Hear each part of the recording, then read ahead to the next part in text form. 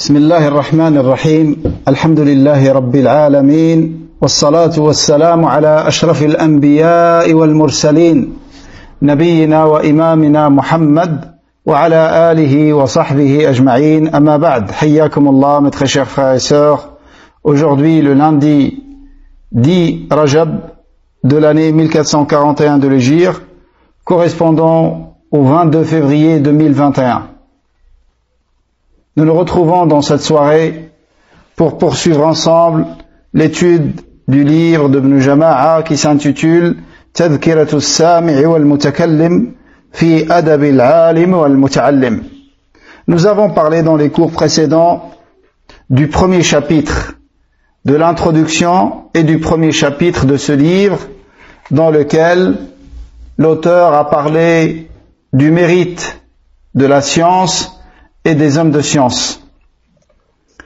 Aujourd'hui, nous allons commencer le deuxième chapitre dans lequel il va parler, rahimahullah, des règles de bienséance de l'homme de science en lui-même, avec sa propre personne, et les règles de bienséance de l'homme de science avec ses étudiants, et également pendant son cours. Donc ce sont trois parties. Dans la première partie de ce deuxième chapitre, il va citer 12 règles de politesse. Et dans le deuxième point, il citera 14. Et dans le dernier, il citera 11 règles de politesse. Donc, dans ce deuxième chapitre, nous allons voir 37 règles de politesse concernant l'homme de science.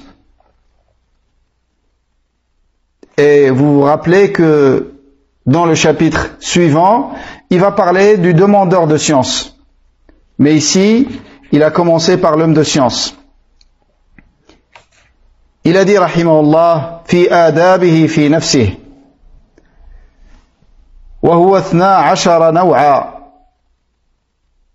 النوع الأول دوام مراقبة الله تعالى في السر والعلانية.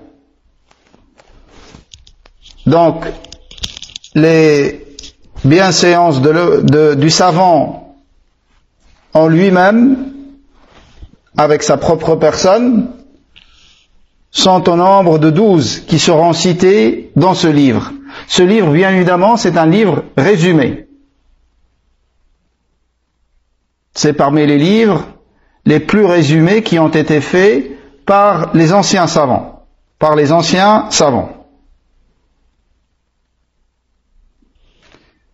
Le premier qu'il a cité, il a dit dawamu muraqabati Allah ta'ala fi sirri wal alaniya. C'est d'observer Allah subhanahu wa ta'ala d'une manière constante et permanente, en secret et en public. En secret et en public. والمحافظة على خوفه في جميع حركاته وسكناته وأقواله وأفعاله فإنه أمين على ما أودع من العلوم وما منح من الحواس والفهوم. Également de préserver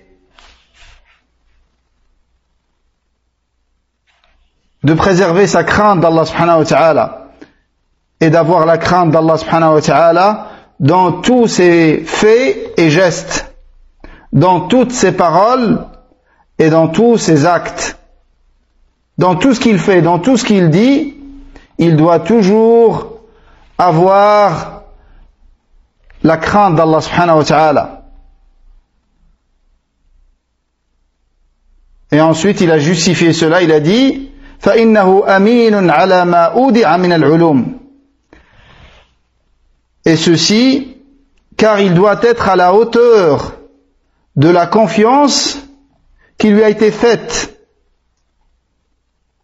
et à la hauteur de cette science qui lui a été consignée. et de tout ce qui lui a été accordé comme sens et comme compréhension. Donc Allah subhanahu wa ta'ala l'a comblé de ses bienfaits. Il lui a donné la science, le rang le plus élevé après le rang de la prophétie. C'est pour ça qu'il doit être digne de ces bienfaits qui lui ont été accordés, et il doit être à la hauteur de cela. قال الله تعالى لا تخونوا الله والرسول وتخونوا أماناتكم وأنتم تعلمون. Ne trahissez pas sciemment ce qui vous a été confié. Ne trahissez pas Allah et son messager. Ne trahissez pas sciemment ce qui vous a été confié. Et les savants, ce qui leur a été confié, c'est la science. Et c'est une responsabilité. C'est un honneur, mais les responsabilités augmentent proportionnellement avec l'augmentation de l'honneur et du statut. Plus Allah t'accorde un statut élevé, plus tes devoirs et tes responsabilités seront grandes. Et c'est pour ça le savant, quand il fait un péché, c'est pas comme l'ignorant. C'est pas comme l'ignorant. C'est plus grave, sans aucun doute. Allah Azza wa Jalla dit également, قال تعالى بما استحفظوا من كتاب الله وكانوا عليه شهداء فلا تخشوا الناس واخشون car leur fut confiée la garde du livre d'Allah et ils en sont les témoins. Ne craignez donc pas les hommes et craignez-moi. Allah subhanahu wa ta'ala a accordé aux savants son livre et il leur a confié ce livre et ils en sont les témoins. C'est pour ça ils ne doivent pas craindre les gens, mais ils doivent craindre Allah subhanahu wa ta'ala et être à la hauteur de ce qui leur a été accordé comme bienfait d'Allah subhanahu wa ta'ala. قال الشافعي ليس العلم ما حفظ العلم ما نفع. الشافعي رحمه الله Muhammad ibn Idris, le grand imam, a dit ليس العلم ما حفظ. La science, ce n'est pas ce qui a été mémorisé. العلم ما نفع. La science, c'est ce qui a été profitable. C'est ce qui a été profitable. En d'autres termes, la science, c'est ce que tu mets en pratique et non pas ce que tu mémorises. Car la science profitable, c'est celle que tu mets en pratique. La science est un argument d'Allah contre toi jusqu'à ce que tu le mettes en pratique. Ça devient un argument en ta faveur.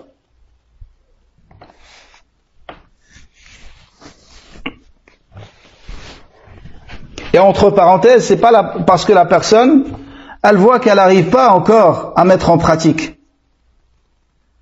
C'est pas une raison pour délaisser la science.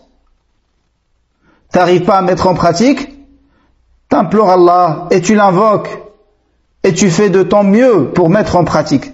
Et la solution, c'est bien évidemment de ne pas délaisser la science. Ça, c'est la solution que t'inspire Shaitan. Il te dit, toi, t'es pas fait pour la science, toi, t'es mauvais, toi, t'as pas de mémorisation.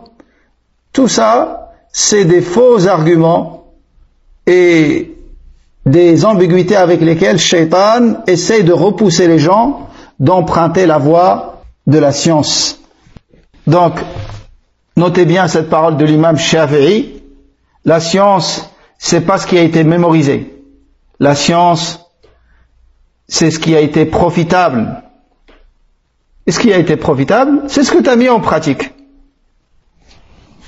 D'autres ont dit, c'est pas cité dans le livre, mais d'autres ont dit, ils disent, parmi les salafs, ils disent que la science, c'est ce que tu as retenu dans ta poitrine, ce que tu as mémorisé. Et moi je dis, la science, c'est ce qui rentre avec toi dans ta tombe. Et la science qui rentre avec toi dans ta tombe, c'est la science profitable. C'est tes actes et ta mise en pratique de cette science que tu as appris. La science profitable nécessite 2 points.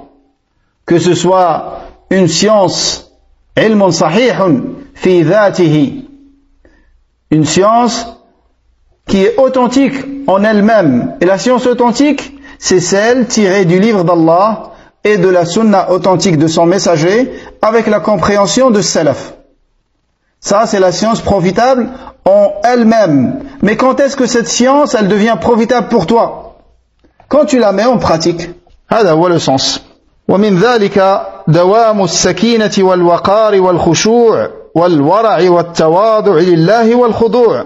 Également parmi les comportements que se doit d'avoir l'homme de science, qui rentre toujours dans ce premier adab avec lequel il a commencé, c'est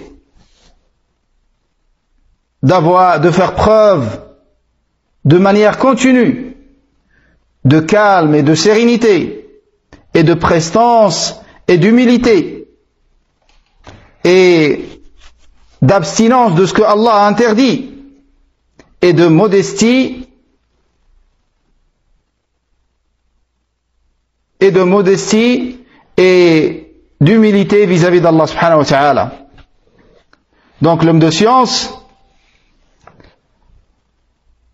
il ne doit pas être quelqu'un de frivole, ta'ish, mais il doit être un homme calme et serein, qui inspire l'apaisement, et doit être d'une prestance qui convient à l'homme de science. Et il doit être modeste. ومما كتب مالك إلى الرشيد رضي الله عنهما إذا علمت علما فليرى عليك أثره وسكينته وسمته ووقاره وحلمه لقوله صلى الله عليه وسلم العلماء ورثة الأنبياء. Parmi les recommandations qui ont été adressées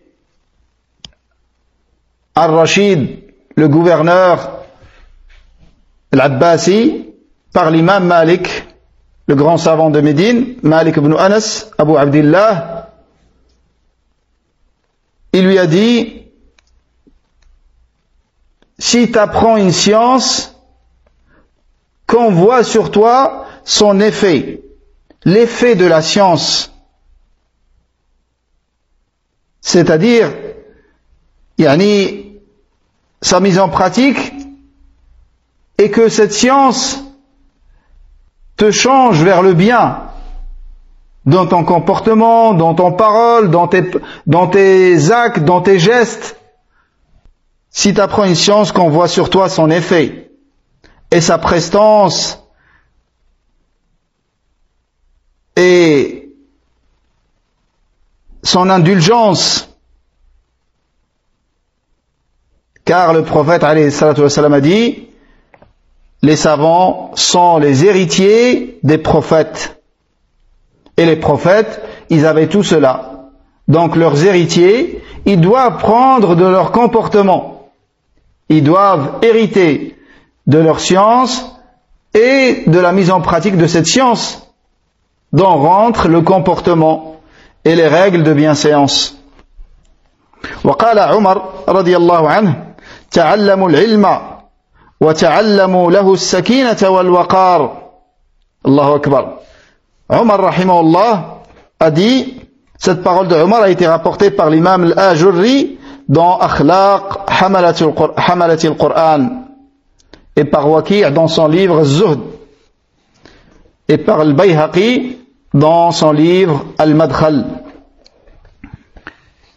Donc Omar radiyallahu anhu a dit, apprenez la science et apprenez pour cette science que vous avez appris, apprenez la sérénité et le respect et la prestance. L'homme de science ne doit pas être comme l'ignorant. Il parle de tout et de n'importe quoi, il bouge plus qu'il parle, avec cette frivolité. Le savant doit se distinguer avec notamment ces comportements qui ont été cités. وعن السلف حق على العالم أن يتواضع لله في سره وعلانيته ويحترس من نفسه ويقف عما أشكل عليه. Il a rapporté une autre parole de certains salafs dans laquelle il a dit: il se doit pour l'homme de science de faire preuve de modestie et d'humilité. Il se doit d'être modeste et humble pour Allah subhanahu wa ta'ala, en secret et en public. Et il doit être en garde contre son nafs. Et il doit s'arrêter devant les choses qui ne sont pas claires pour lui. Il ne doit pas se prononcer sur une chose que quand il a la certitude. S'il doute ou si c'est équivoque pour lui, pas clair, il ne doit pas se prononcer. Comme a été rapporté de l'imam Malik, il a dit, avant de faire une fatwa, imagine-toi entre le paradis et l'enfer devant Allah subhanahu wa ta'ala et prépare ce que tu vas lui donner comme réponse pour cet avis juridique que tu viens de donner. Prépare ta réponse devant Allah maintenant, avant de prononcer une fatwa. Et vous voyez comment la crainte d'Allah subhanahu wa ta'ala qu'avaient nos salafs et qui ne parlaient qu'avec science. Et même des fois, ça peut leur arriver de ne pas répondre tout en connaissant la réponse pour une sagesse. Des fois, pour éduquer le demandeur. L'imam Malik est venu à lui, un homme du nord d'Afrique, de la région qui était appelée le Maghreb. Il est venu de son pays. Il a fait tout ce voyage vers le Médina. Il est venu avec 40 questions. Il a répondu à 4 et pour le reste, il a dit « je ne sais pas ». L'homme lui a dit « je suis venu, j'ai fait tout ce voyage. Qu'est-ce que je dirais aux gens qui m'ont envoyé ?» Parce qu'il a été chargé de cette mission. Des questions que les savants de son pays ne connaissaient pas, ou pour lesquelles ils voulaient connaître l'avis de l'imam Malik. Ils ont chargé cet homme parmi les hommes de science pour poser ces questions à l'imam Malik. Il lui a dit « qu'est-ce que je leur dis ?» Il lui a dit « dis-leur, Malik a dit je ne sais pas. » Allahu Akbar. Ils n'ont pas honte de dire je ne sais pas. Je ne sais pas est la moitié de la science. Je ne sais pas est la moitié de la science. Tu ne dois pas te gêner de dire je ne sais pas quand tu sais pas. Et tu dois le dire également dans des situations où la sagesse impose de ne pas donner une réponse. Car des fois la personne elle pose des questions de curiosité. Et pour lui donner une leçon et lui montrer qu'au lieu de s'occuper de ces questions, qu'elle doit commencer d'abord par les choses dont elle a besoin dans son quotidien pour adorer Allah avec science et clairvoyance. Et parce qu'il y a des réponses qui peuvent être une fitna pour celui qui pose la question. Donc tout ça, c'est des points que le savant prend en compte avant de donner une réponse. Et de là, on voit l'erreur que font certains de nos frères et de nos sœurs. Ils vont sur Internet, ils cherchent le fatwa. Ils cherchent le fatwa sur Internet. Donc, quel est le rôle de Cheikh Al-Fawzan et de Cheikh Al-Abbad et de Cheikh Al-Haydan et de Cheikh Rabi' et des grands savants. Si on prend des fatwas sur internet comme ça. Ensuite, il est passé au deuxième adab,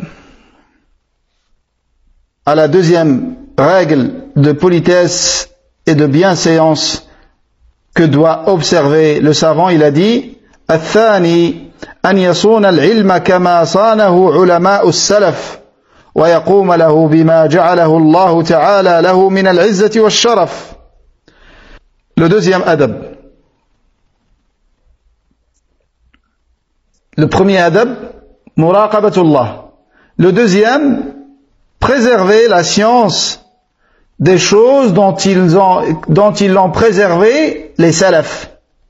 De quoi ils ont préservé les salafs leur science? Les savants de salaf. De quoi ils ont préservé leur science? C'est ce qui va venir dans sa réponse. Il a dit وَيَقُومَ لَهُ بِمَا جَعَلَهُ اللَّهُ تَعَالَى لَهُ مِنَ الْعِزَّةِ وَالشَّرَفِ. Et il doit préserver pour la science le statut élevé et l'honneur qu'Allah lui a donné. Allah a placé cette science à un statut élevé. Et elle est d'un honneur considérable. Donc le savant ne doit pas rabaisser la science de ce statut dans lequel Allah subhanahu wa ta'ala l'a mis. فلا يذله بذهابه ومشيه إلى غير أهله من أبناء الدنيا من غير ضرورة ولا حاجة. Là il explique, il dit il ne doit pas humilier sa science en allant vers les gens qui ne sont pas habilités à acquérir cette science parmi les gens de dunya, les gens de l'aisance et de la richesse, sans qu'il y ait une nécessité ou un besoin. Ou d'aller vers أو إلى من يتعلمه منهم وإن عظم شأنه وبرع قدره, et de ne pas aller vers ses étudiants. C'est pas lui qui doit se déplacer. C'est pas à la science de se déplacer vers l'étudiant, mais c'est à l'étudiant de se déplacer vers la science. Comme bien même l'étudiant est quelqu'un d'un statut et d'un rang élevé, le fils d'un prince ou le fils d'un roi, comme a fait l'imam Malik avec les enfants de Haroun al-Rashid. Mais il l'a fait avec une grande sagesse. Il a décliné sa demande. Il lui a dit de venir à la maison, dans son palais royal, pour enseigner ses enfants. L'imam Malik lui a dit, cette science, elle sort de vous, la famille du prophète alayhi salatu wassalam. Et si vous la respectez pas, elle ne sera pas respectée. Regardez cette réponse dans laquelle il a décliné la demande, mais il a montré le statut du gouverneur et il lui a rappelé qu'il est un descendant du prophète alayhi salatu wassalam. Il est parmi les premiers qui doivent préserver pour la science son statut élevé et ne pas la rabaisser. Et fait partie du rabaissement et de l'humiliation de la science de la donner à quelqu'un qui la mérite pas. Ou que le savant se déplace vers ses étudiants, sauf dans des cas particuliers qu'il va citer. Mais de manière générale, c'est l'étudiant qui doit se déplacer pour la science. Et c'est pas parce que l'étudiant est un homme riche, est un prince ou autre, que le savant se déplace vers lui. Sauf s'il y a une nécessité ou un besoin qui puisse légitimer cela. Mais de manière générale, c'est ça. L'imam Malik était dans sa mosquée et les gens venaient vers lui pour prendre de sa science. Et non pas l'inverse. قال الزهري هوان بالعلم أن يحمله العالم إلى بيت المتعلم. L'imam al-Zuhri, parmi les grands chouyours de l'imam Malik, Muhammad ibn Shihab al-Zuhri, une montagne de la mémorisation. Ils ont dit, c'est un des plus grands mémorisateurs de cette umma, Jabal al-Hifd. Et pourtant, subhanallah, ils lui ont posé la question, comment tu as fait pour mémoriser tout ce que tu connais? impressionnant tout ce que tu mémorises. Comment t'as fait? Il a dit, un jour je mémorise un hadith et un autre jour je mémorise 2 hadiths. C'est-à-dire petit à petit, mais avec une constance. Nous, pourquoi on n'y arrive pas? Parce qu'on veut la science d'un coup. En une année, je veux devenir un talib ilm qui maîtrise la plupart des sujets.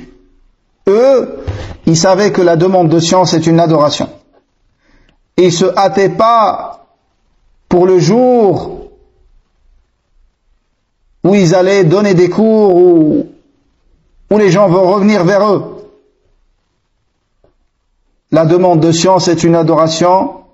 Ils la demandent pendant 30 ans, 40 ans, 50 ans. À notre époque, l'étudiant en général, après 10 ans d'études, il devient un cheikh. Un cheikh, en général, après une dizaine d'années d'études. Et quelle étude comparée à la leur? On ne revient pas jusqu'à Muhammad ibn Shihab az-Zuhri. Prenons juste An-Nawawi rahimahullah. An-Nawawi, il avait une douzaine de cours par jour, sans compter ses révisions, sans compter les assises où il mémorisait, les cours qu'il prenait avec ses savants et ses chouyours. Rahimahumullah. Donc, Az-Zuhri rahimahullah dit, Hawanun bil ilmi, c'est une humiliation et un rabaissement de la science de la déplacer vers la maison de l'étudiant.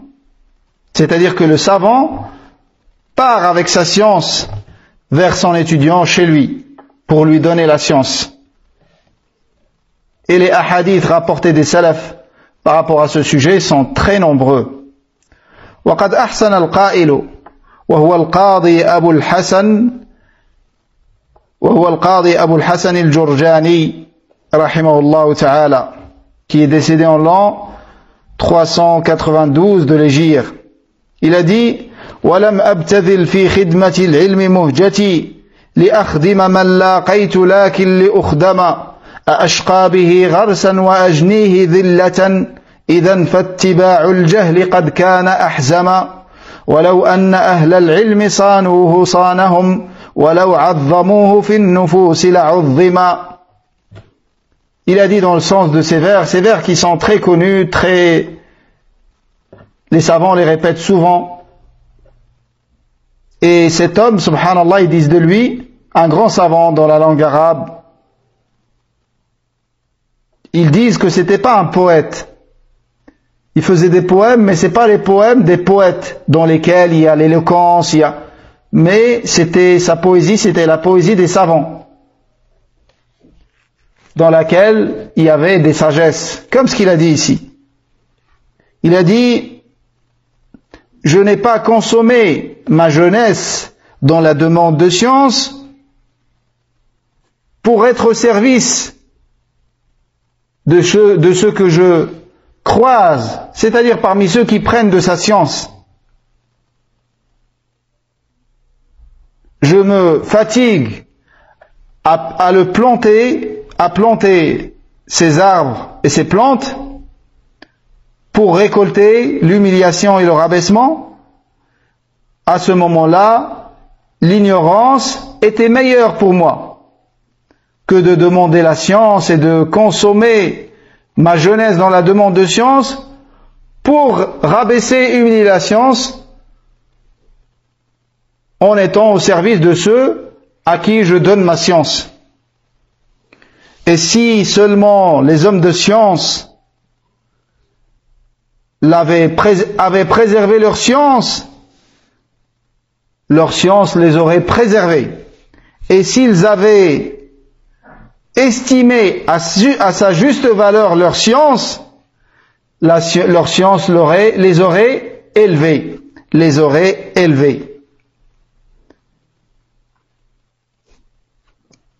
Il y a certains savants qui ont qui ont dit que c'était meilleur de dire وَلَوْ عَظَّمُوهُ فِي النُّفُوسِ لَعَظَّمَا. Et s'ils avaient estimé la science comme il se doit, la science les aurait élevés. C'est ce que j'ai traduit la première fois. Mais lui, ce qu'il a dit dans le vers, il a dit s'ils avaient estimé la science à sa juste valeur, la science serait estimée et vénérée et respectée par les gens. Ils ont dit non, car la science de toute façon elle est élevée et elle est estimée en elle-même, comme bien même les ignorants ne l'estiment pas et ne connaissent pas sa valeur. Mais si les hommes de science respectent leur science et l'élèvent et ne la rabaissent pas, c'est eux qui seront élevés avec cette science qu'ils auront respectée et estimée comme il se doit. Ensuite il a dit فَإِنْ دَعَتْ حَاجَةٌ إِلَى ذَلِكَ أَوْ ضَرُورَةٌ أَوْ اقْتَضَتْهُ مَصْلَحَةٌ دِينِيَّةٌ رَاجِحَةٌ عَلَى مَفْسَدَةِ بَذْلِهِ وَحَسُنَتْ فِيهِ نِيَّةٌ صَالِحَةٌ فَلَا بَأْسَ بِهِ إِنْ شَاءَ اللَّهُ تَعَالَى. Il a dit, après ce qu'il a cité, il a dit, si jamais il y a un besoin ou une nécessité ou un intérêt religieux prépondérant par rapport aux méfaits précédemment cités en se déplaçant vers l'étudiant,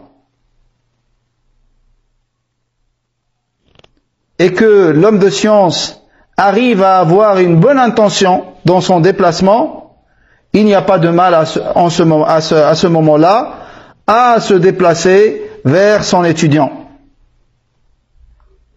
Et c'est comme ça qu'on doit comprendre ce qui a été rapporté de certains salafs, qu'ils allaient vers les rois ou vers les gouverneurs ou vers certains de leurs élèves pour leur dispenser des cours de science.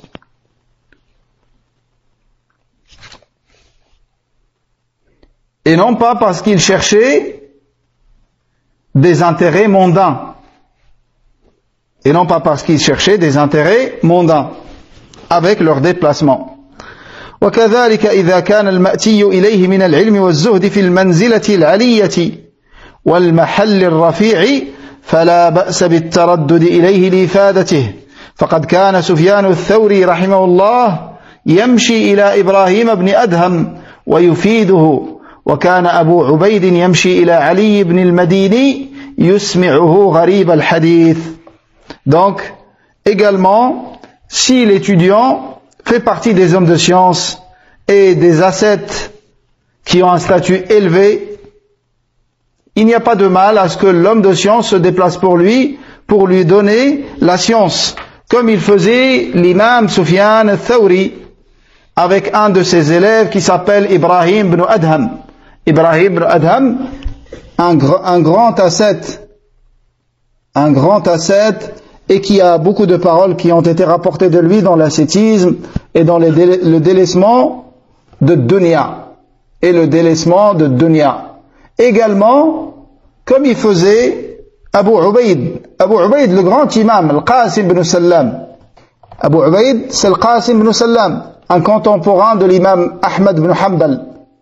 Quand il venait chez l'imam Ahmad, il se levait pour le saluer et il le ramenait à côté de lui et il montrait sa valeur à ses étudiants. Un grand imam qui a rapporté du hadith, mais sa grande spécialité c'est la langue arabe. C'est pour ça qu'il allait vers un de ses étudiants qui s'appelle Ali ibn al-Madini. Ali ibn al-Madini, un des plus grands savants dans la science de l'jarh wa ta'dil. Un des plus grands savants dans la science de l'jarh wa ta'dil. Rahimahullah. Abu Ubaid al-Qasim ibn Sallam, il allait vers Ali ibn al-Madini pour lui enseigner la signification de certains mots peu connus dans les hadiths, ce qu'on appelle gharib al-hadith, pour lui donner la signification de certains mots qui peuvent être cités dans des hadiths, mais dont le sens n'est pas commun entre les gens, n'est pas très connu. Ça s'appelle gharib. Et l'imam Abu Ubaid, il a des livres dans ce domaine. Et c'était sa spécialité. C'est pour ça qu'il allait vers son élève Ali ibn al-Madini, car c'est un grand imam aussi dans la science, et il lui faisait profiter de cette science. Rahimahumullah. Ensuite, il est passé au troisième adab. Le troisième adab.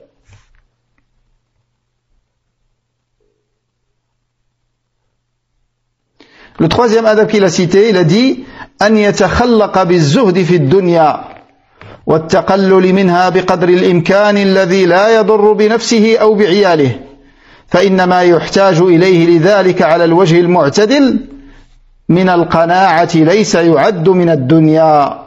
الله أكبر. Le troisième adab qu'il a cité, donc le premier adab, c'est muraqabatullah, sa crainte, et d'observer Allah subhanahu wa ta'ala dans tous ses faits et ses gestes, en secret et en public. Le deuxième, de préserver la science et de ne pas l'humilier avec les intérêts mondains. Le troisième, c'est d'adopter az-zuhd, l'ascétisme, le délaissement de ce bas monde.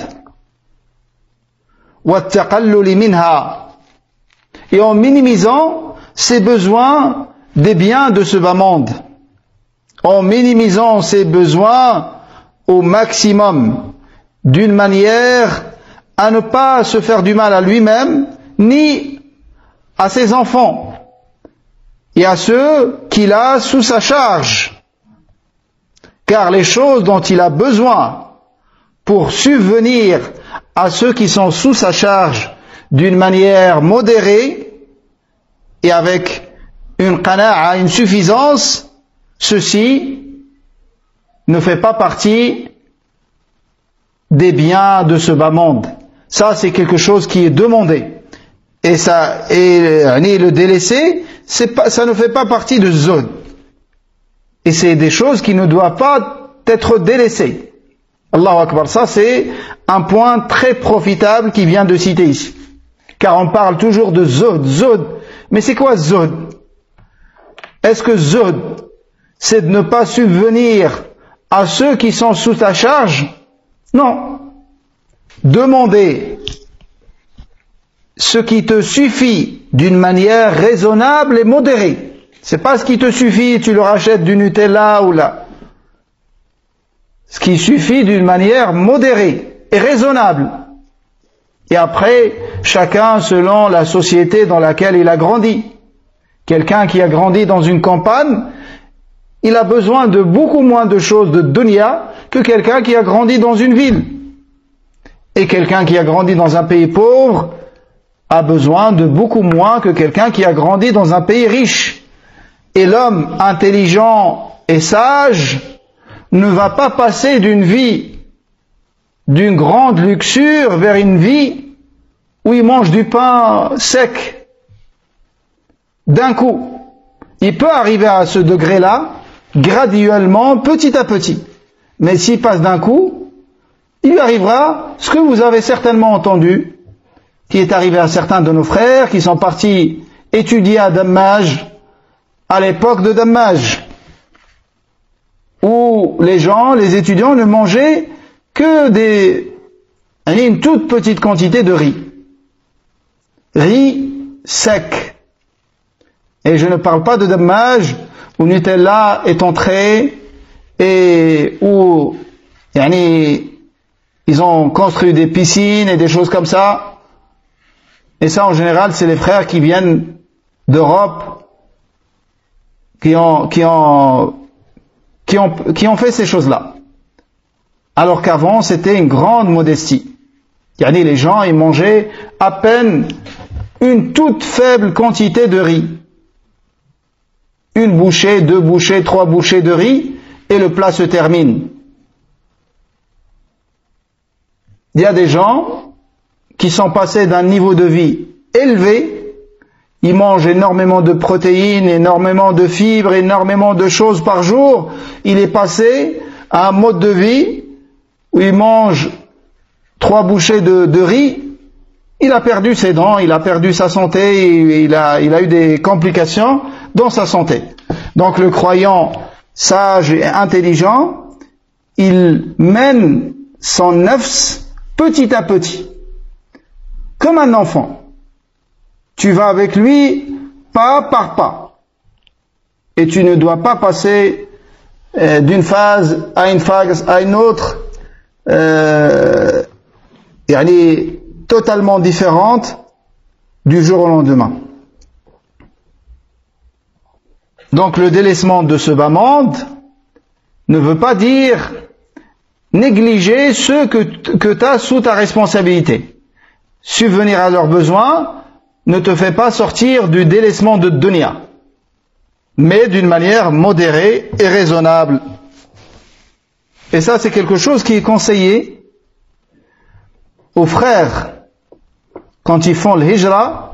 Ils emmènent leurs femmes et leurs enfants, et les femmes et les enfants sont les plus faibles en général. C'est de ne pas les mettre tout de suite dans le rythme du pays vers lequel ils ont fait le hijra. S'ils peuvent le rassurer pendant quelques mois ou une année, la première année, pour leur faciliter, il y a des choses qui se rapprochent, ou même s'ils peuvent, supérieurs au niveau qu'ils avaient en France. Par exemple, s'ils vont au Maroc, c'est facile d'avoir un niveau plus élevé que celui que tu avais en France. Tu peux manger beaucoup plus de légumes et beaucoup plus de fruits et de viande de bonne qualité avec beaucoup moins de moyens. Donc s'ils peuvent leur assurer cela pour qu'ils ne sentent pas le changement, surtout pendant la première année, ça sera une grande aide pour les plus démunis. Et ça de manière générale. Après tu peux trouver des sœurs qui patientent plus que des hommes. Ensuite il a dit وَأَقَلُّ دَرَجَاتِ الْعَالِمِ أَنْ يَسْتَقْذِرَ التَّعَلُّقَ بِالدُّنْيَا. Allahu Akbar. Écoutez cette parole. Il a dit, et le degré minimum que doit avoir le savant, c'est de mépriser l'attachement à ce bas monde. De trouver l'attachement au bas monde quelque chose de méprisable et répugnante. Donc ça c'est le minimum.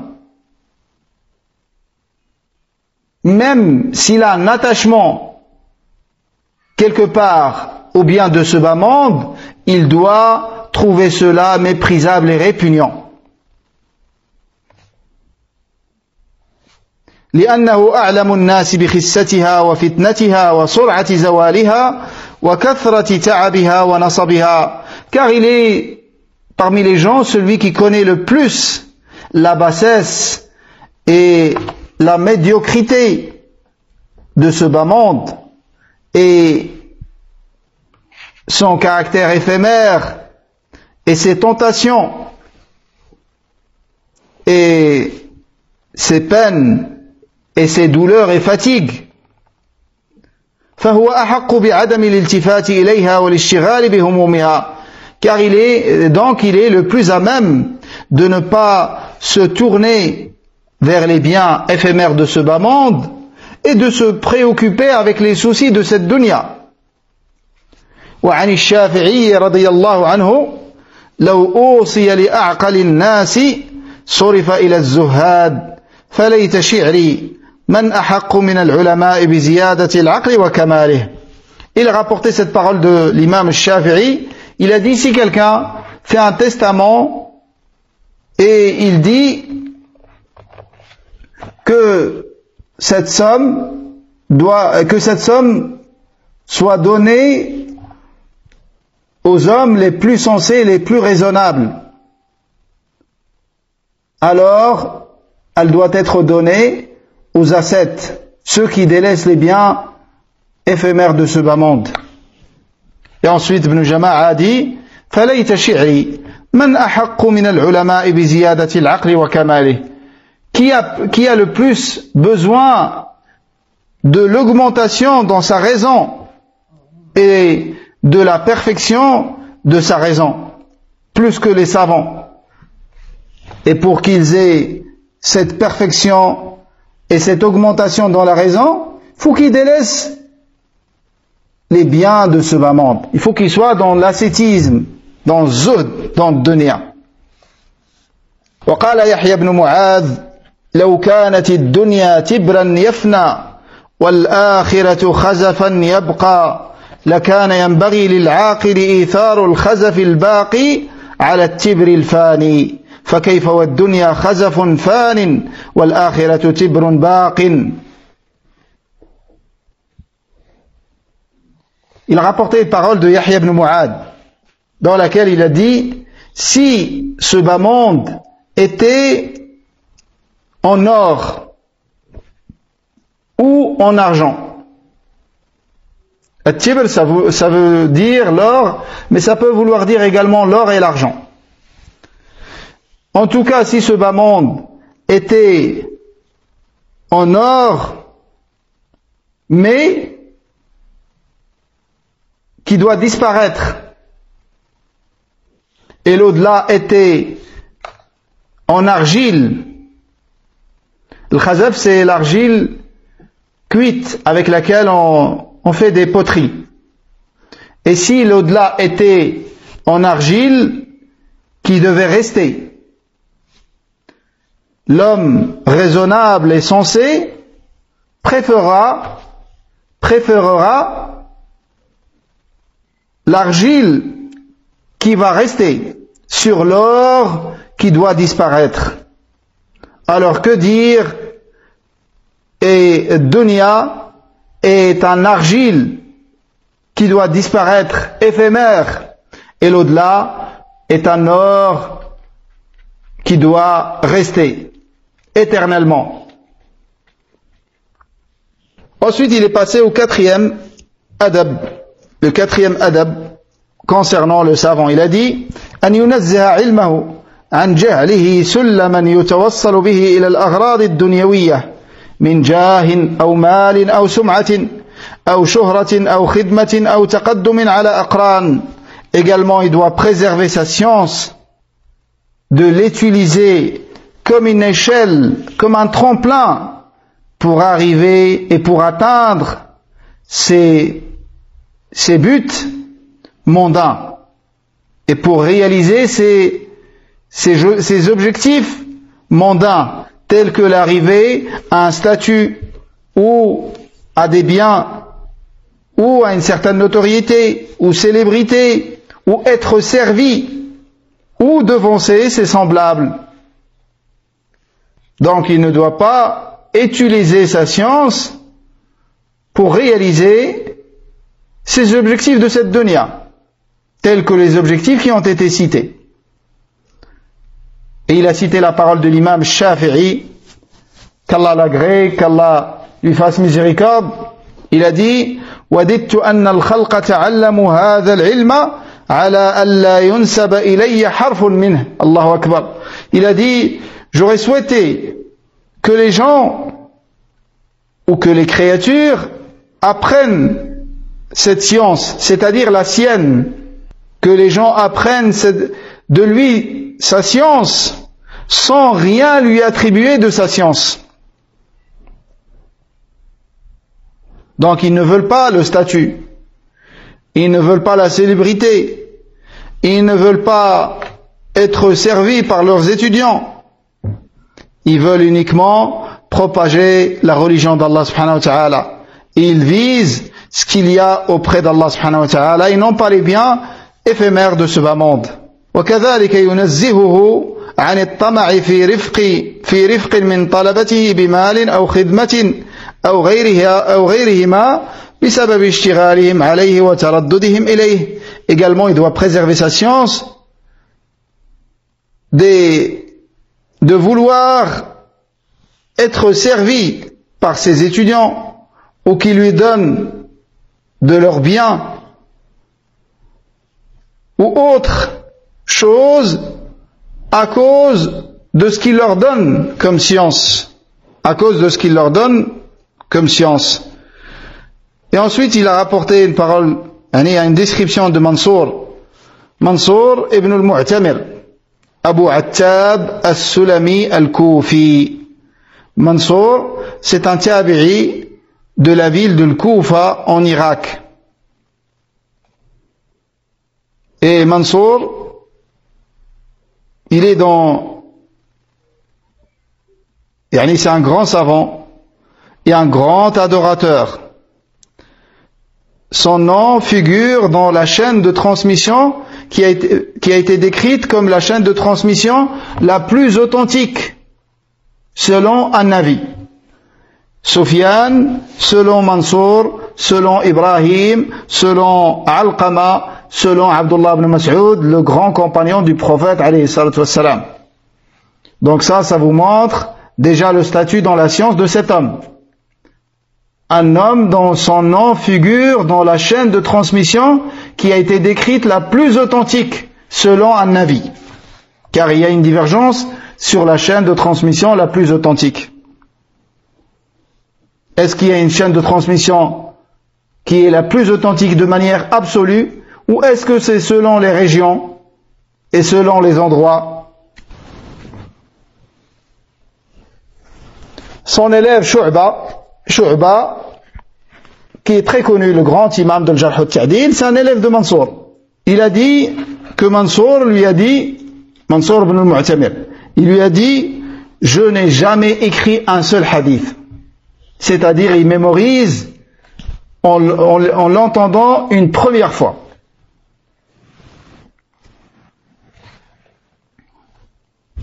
Et il y a une parole, une faïda, que je vous cite ici, qui a été rapportée de Mansour ibn al-Mu'tamir. Toutes ces fawaïd sont tirées de Siyar A'lam al-Nubala de l'imam al-Zahabi dans la biographie de Mansour ibn al-Mu'tamir. Son élève Zaïda, l'élève de Mansour, il lui a dit, le jour où je jeûne, est-ce que je peux dire du mal des gouverneurs? Il lui a dit non. Il lui a dit, alors est-ce que je peux dire du mal de ceux qui disent du mal de Abu Bakr et de Omar? Il lui a dit oui. Rafida. Sufyan ibn Uyayna, grand imam, également est un élève de Mansour. Il a dit, après la mort de Mansour, je l'ai vu en rêve. Et je lui ai dit, qu'est-ce que ton Seigneur a fait de toi? Il lui a dit, j'ai failli rencontrer Allah avec les œuvres d'un prophète. C'est-à-dire, il n'a pas rencontré Allah avec les œuvres d'un prophète, mais il était proche. Alors que c'est pas un prophète. Et ensuite, Sufyan ibn Uyayna a expliqué cela. Il a dit que Mansour, il a passé 60 ans de sa vie, tous les jours, il jeûnait le jour et veillait la nuit en prière. Allahu Akbar. Après, on ne rentre pas dans les détails. Est-ce que c'est autorisé de jeûner tout le temps, d'une manière continue, ce qu'on appelle le wisal? Naam. Le Nabi alayhi salam a déconseillé cela. A déconseillé cela à Abdullah ibn Amr ibn al-Asi radiyallahu anhu. Et le maximum du jeûne conforme à la sunna, c'est de jeûner un jour et de rompre et de manger le jour suivant. De jeûner un jour sur deux, comme était le jeûne de Daoud alayhi salam. وقال سفيان بن عيينة donc Mansour كان منصور لا يستعين بأحد يختلف إليه في حاجة. Pourquoi on a parlé de Mansour ici? Parce que Ibn Jama'a a dit de lui qu'il ne demandait jamais de l'aide à quelqu'un parmi ses étudiants. S'il a besoin d'une chose, il la demande jamais à un étudiant. Parce que la demander à un étudiant, c'est comme s'il lui a demandé par rapport à la science qu'il lui donne et qu'il lui dispense. وقال سفيان بن عيينة كنت قد أوتيت فهم القرآن فلما قبلت السرة من أبي جعفر سلبته نسأل الله المسامحة. Donc Sufyan ibn Uyayna, il a dit, dans un premier temps, Allah m'avait accordé la compréhension de le Coran. Et ensuite, je l'ai perdu à partir du jour où j'ai accepté un don. Il a cité un gouverneur. Il a cité un gouverneur. Le cinquième adab qu'il a cité, أن يتنزه عن دنيء المكاسب ولذيلها طبعا وعن مكروهها عادة وشرعا كالحجامة والدباغة والصرف والصياغة وكذلك يتجنب مواضع التهم وإن بعدت. Le cinquième adab, c'est qu'il doit s'éloigner des moyens de gagner sa vie qui sont considérés comme méprisables et ignobles et bas, et de ce qui est détesté dans la religion, comme bien même c'est pas interdit, tel que faire de l'hijama un métier. Les gains de l'hijama sont des gains bas. Quelqu'un qui en fait un métier. Quelqu'un qui en fait un métier. Après, faire l'hijama à tes frères, c'est un bien. C'est un bien. Mais ce qui est détestable, c'est en faire un métier et en faire un moyen de gagner sa vie et de vivre dessus. Mais aider ses frères en leur faisant le hijama est un bien. Et si jamais il te donne une chose, c'est un rizq qu'Allah t'a accordé. C'est un rizq qu'Allah t'a accordé et il n'y a aucun mal à l'accepter. Mais en faire un métier et vivre de l'hijama, également du tannage, car dans le tannage on travaille avec des choses qui sont répugnantes. Et également le change, que ton métier soit le change des devises, car il peut y avoir riba. Et il y a beaucoup de shubuhat dans ce métier. Et également siyara, le métier de bijoutier, la joaillerie. Car en général, ceux qui travaillent dans ce métier, le dernier, bijoutier, en général, ils parlent beaucoup avec les femmes et la plupart de leur travail, c'est avec les femmes. C'est pour ça, il a cité ces métiers comme des métiers détestables religieusement, où les gens, ils les considèrent comme des métiers bas et méprisables. L'homme de science ne doit pas avoir ces métiers-là. Et également, il ne doit pas faire des choses qui vont l'exposer à des soupçons et des accusations, ni des choses qui vont diminuer sa muru'a, sa virilité et son statut, ou des choses qui sont blâmables chez les gens, même s'ils sont autorisés. Car si jamais il s'expose à des choses dans lesquelles on peut l'accuser, les gens vont parler en mal de lui. Et ainsi ils vont tomber dans des péchés. Il sera la cause que les gens sont tombés dans des péchés. C'est pour ça qu'il doit s'éloigner de toutes ces choses-là. فإن اتفق وقوع شيء من ذلك منه لحاجة أو نحوها أخبر من شاهده بحكمه وبعذره ومقصوده كي لا يأثم بسببه أو ينفر عنه فلا ينتفع بعلمه وليستفيد ذلك الجاهل به.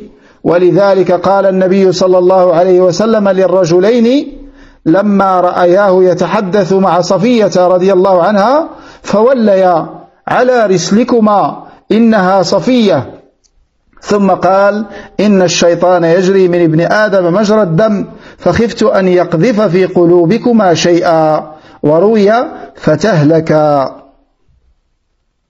Donc le hadith est rapporté dans l'authentique de l'imam Bukhari et Muslim.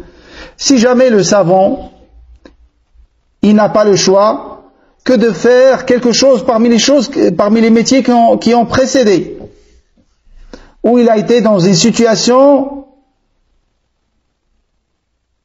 où on peut le soupçonner ou penser du mal de lui. Il a dit à ce moment-là, il doit informer celui qui le voit de son excuse et de son intention et de pourquoi il a fait ça, afin qu'il ne tombe pas dans des péchés en pensant du mal ou en disant du mal de lui. Et également pour qu'il ne le fuit pas et qu'il continue à prendre la science de lui, afin que l'ignorant profite de sa science. C'est pour ça le prophète alayhi salatu wassalam, le jour où il est sorti de son mu'takaf, il était dans une retraite spirituelle dans la mosquée pendant le mois de Ramadan. Notre mère Safiya est venue lui rendre visite et elle est sortie, commençait à faire nuit. Il l'a accompagnée chez elle. 2 compagnons l'ont aperçu avec Safiya. Et quand ils l'ont vu, comme si ils sont partis, ils se sont éloignés. Le Nabi sallallahu alayhi wa sallam leur a dit, il les a appelés. Il leur a dit, doucement, c'est votre mère Safiya. Et c'est rapporté, il ne l'a pas cité ici, c'est rapporté dans Riwaya qu'ils ont dit au messager d'Allah, est-ce qu'on pensera quelque chose de mal de toi? Il a dit, Inna shaytana, certes le shaytan circule dans le sang du fils de Adam, dans sa circulation sanguine, et j'ai eu peur qu'il jette dans vos cœurs quelque chose, c'est-à-dire de mal, et dans une riwaya, et ainsi vous périssez et vous tombez dans un péché. Le 6e avec lequel nous allons terminer bi'idnillah le cours d'aujourd'hui, le 6e adab, il a dit أن يحافظ على القيام بشعائر الإسلام وظواهر الأحكام كإقامة الصلوات في مساجد الجماعات وإفشاء السلام للخواص والعوام والأمر بالمعروف والنهي عن المنكر. Donc il a dit, le 6e adab que le savant se doit d'avoir, c'est de pratiquer avec constance les rites de l'islam et de se conformer au jugement de la religion, tel que l'accomplissement des salawats dans les mosquées en groupe, et de passer salam à ceux qu'ils connaissent et ceux qu'ils ne connaissent pas, et d'ordonner le convenable et d'interdire le blâmable, et de patienter face au mal subi des gens,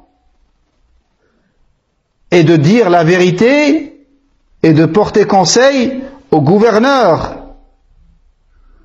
sans rien craindre en Allah subhanahu wa ta'ala, tout en se rappelant la parole d'Allah, wasbir ala ma asabak inna dhalika min azmi al-umur, endure ce qui t'arrive avec patience, voilà bien la résolution à prendre dans le sens approximatif. وما كان سيدنا رسول الله صلى الله عليه وسلم وغيره من الأنبياء عليه من الصبر على الأذى وما كانوا يتحملونه في الله تعالى حتى كانت لهم العقبى. Également, tout ce que se rappelait, tout ce que le prophète alayhi salatu wassalam endurait, lui ainsi que tous les autres prophètes, et leur patience face au mal qu'ils subissaient et tout ce qu'ils supportaient pour Allah subhanahu wa ta'ala jusqu'à ce que la bonne fin a été pour eux. Donc par rapport au point de porter conseil aux gouverneurs et de leur dire la vérité, il a bien précisé ce qui est en accord avec Aqidat al-Sunnah wal-Jama'a.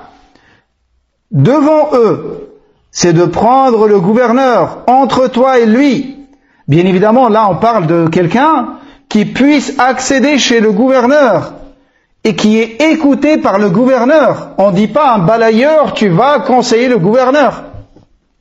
C'est pas par mépris ou balayeur, mais chaque chose a les hommes qui lui convient. Donc là, le discours, il n'est pas pour tous les savants. Il est pour les savants qui peuvent accéder chez le gouverneur et qui sont écoutés par le gouverneur. Donc cela, il leur est demandé de porter conseil au gouverneur par rapport aux manquements qui puissent arriver dans leur pays, ou les erreurs, ou les péchés, ou les choses comme ça, de leur porter conseil entre eux, d'une manière discrète, entre eux et eux, et non pas publiquement, sur les sites ou dans les discours du vendredi. Ça, c'est la méthode de l'Khawarij. Al-Sunnah, il se conforme à ce qui est rapporté dans le hadith Iyad ibn Himar al-Mujashi'i, qu'Allah l'agrée. Man ra'a min amirihi shay'an فلا يبديه علانية وليأخذ بيده ثم ليقل له ما شاء فإن قبل منه فذاك وإلا فقد أدى ما عليه أو كما قال عليه الصلاة والسلام. Dans le sens de ce hadith, le prophète عليه الصلاة والسلام a dit: celui qui voit de son gouverneur, de son émir, quelque chose, c'est-à-dire de mal, qu'il le prenne par la main et qu'il lui dise ce qu'il a à lui dire, c'est-à-dire qu'il lui porte conseil, et qu'il ne lui fait pas le conseil publiquement, mais discrètement, entre lui et lui. Et qu'il lui dise ce qu'il a à lui dire. S'il accepte de lui, alhamdulillah, s'il n'accepte pas, il aura accompli son devoir. Et les savants conseillent les gouverneurs. Mais les ignorants veulent que les savants, à chaque fois qu'ils ont conseillé le gouverneur, ils sortent et ils font un discours: voilà, aujourd'hui j'ai conseillé. Comme a dit Cheikh Ibn Uthaymin rahimahullah. C'est ce qu'ils veulent des savants. À chaque fois qu'ils ont conseillé, qu'ils le disent. Et ça, c'est contre la sagesse. Un gouverneur, Allah l'a mis à un statut élevé par rapport aux gens. Et même toi, si je viens et je te conseille et t'apprends que j'ai raconté aux frères, voilà, j'ai conseillé un tel, tu vas pas l'aimer. Alors que dire d'un gouverneur? C'est pour ça, Sunnah est venu avec cette sagesse de conseiller le gouverneur discrètement, et non pas comme font Al-Khawarij. وكذلك القيام بإظهار السنن وإخمال البدع. Également parmi les responsabilités qui incombent aux savants, c'est de propager les sunan, les traditions prophétiques, et de combattre les innovations, et d'assumer leur devoir dans la religion d'Allah, avec tout ce qui est pour l'intérêt des musulmans, de la manière légiférée. C'est pas parce qu'il veut le bien des musulmans que tout est autorisé. Il doit se conformer à la législation de l'islam. Il a dit: ولا يرضى من أفعاله الظاهرة والباطنة بالجائز منها بل يأخذ نفسه بأحسنها وأكمالها. Et le savant ne doit pas se contenter de ce qui est permis et autorisé dans son apparence et dans son intérieur, mais il doit choisir pour lui-même le meilleur des choses. Il ne doit pas se contenter que ceci est permis et qu'il se voit dans des situations dans lesquelles il ressemble aux gens de la masse. Le savant, il a une certaine un statut à respecter. Et il doit opter pour le meilleur pour lui-même. Quand bien même il fait le fatwa pour les gens que c'est autorisé, mais il y a des choses desquelles il doit s'abstenir. Parce que ça le rabaisse au rang des gens de la masse. Car les savants, il a poursuivi en disant: فَإِنَّ الْعُلَمَاءَ هُمُ الْقُدْوَةِ. Car les savants sont l'exemple et le modèle. Comme je disais à certains frères, quand ils posaient la question par rapport à un égaré qui fait des fatwas sur les chaînes télévisées, et cet homme est rasé. Yani, imaginons que la barbe, pour l'homme, c'est une sunna. La raser, c'est pas un péché. Alors que raser la barbe est un péché. Donc, supposons que c'est pas un péché. Mais le Nabi alayhi salam avait la barbe et tous ses compagnons, et tabi'in, et tabi'in, et tabi'in, et tabi'in, et tabi'in. Et même jusqu'à avant l'arrivée des colons dans nos pays, tous les hommes avaient la barbe. Et tous les hommes portaient leurs vêtements au-dessus de leurs chevilles. Et toutes nos femmes étaient couvertes. Mais avec l'arrivée de ces kuffars, beaucoup de choses ont changé. Donc je disais, si on suppose que la barbe est une sunna et c'est autorisé de la raser. Si ce da'iya et ce prêcheur et ce mufti qui passe sur les télés ne laisse pas pousser sa barbe, c'est qui va la pousser? Si lui, l'exemple et le modèle ne fait pas cela, c'est qui va le faire? Donc rien que ce critère, il te permet de t'éloigner des gens comme ça. Donc éloigne-toi de tout mufti qui porte une cravate, costume cravate. Tout mufti qui rase sa barbe, qui taille sa barbe. Déjà, ça va t'éloigner de beaucoup de ces gens-là.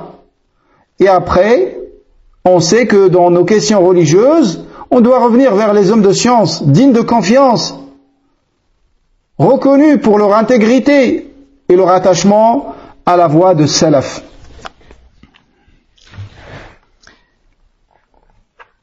Il a dit, car les savants sont les exemples et les modèles. Raser la barbe est un grand péché. Car dans l'ahadith qui concerne la barbe, il y a les critères que les savants ont fixés pour le grand péché. Ressemblance aux mécréants, aux juifs et aux chrétiens. Ça, c'est un grand péché. Wallahu a'lam. Il a dit, car les savants sont les exemples et les modèles. Et c'est vers eux que les gens reviennent dans leurs questions religieuses. Et ils sont l'argument d'Allah par rapport à la masse des musulmans. Et les gens les observent et les regardent. Et ils les suivent. Et ils les prennent comme des modèles et comme des exemples. Alors que peut-être eux, ils ne savent pas. C'est pour ça le savant, il doit faire attention à tout ce qu'il dit, à tout ce qu'il fait, même pendant ses moments de divertissement, même pendant ses vacances, même pendant ses voyages, il doit faire attention tout le temps, car il est suivi, il est pris comme exemple. Et les gens, s'ils voient le savant faire une chose, ils vont tous la faire. Et ensuite il a dit, وَإِذَا لَمْ يَنْتَفِعِ الْعَالِمُ بِعِلْمِهِ فَغَيْرُهُ أَبْعَدُ مِنَ الْإِنْتِفَاعِ بِهِ. Allahu Akbar. Voilà ce que je vous ai dit, il vient de le citer, il a dit, et si le savant ne profite pas de sa science lui-même, alors les autres profiteront encore moins de sa science. كما قال الشافعي ليس العلم ما حفظ العلم ما نفع. Comme l'imam Shafi'i a dit, la science c'est pas ce qui a été mémorisé, la science c'est ce qui a été profitable. ولهذا عظمت زلة العالم لما يترتب عليها من المفاسد لاقتداء الناس به. Et c'est pour ça que l'erreur du savant est fatale et monumentale. Et l'erreur du savant, c'est pas comme l'erreur de l'ignorant. Et c'est pas comme l'erreur de talib al-ilm. Car le savant, à cause de tout ce qui en découle comme méfait et comme mal, et car les gens le prennent comme exemple et modèle. Fin de sa parole, jusqu'à ici, ce 6e adab qu'on a vu cette soirée, et les autres, on les verra dans le cours prochain, bi'idhnillahi ta'ala. هذا والله أعلم وصلى الله وسلم على نبينا محمد والحمد لله رب العالمين سبحانك اللهم وبحمدك نشهد أن لا إله إلا أنت نستغفرك ونتوب إليك. والسلام عليكم ورحمة الله وبركاته.